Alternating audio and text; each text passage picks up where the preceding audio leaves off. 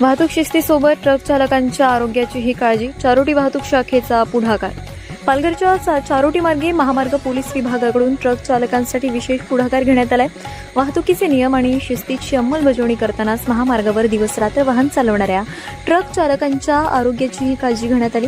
चारोटीचे सहाय्यक पोलीस निरीक्षक अमोल जाधव यांच्या पुढाकारातून महामार्ग पोलीस विभाग, चारोटी आणि Vedant hospital and research centre यांच्या संयुक्त विद्यमाने दापचुरी येथील आरटीओ चेकपोस्ट परिसरात मोफत वैद्यकीय तपासणी शिबिर घेण्यात आलं.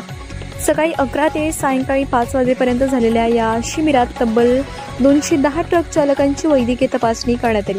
तर आवश्यकतेनुसार औषधांचं वाटप आणि उपचारही करण्यात आले.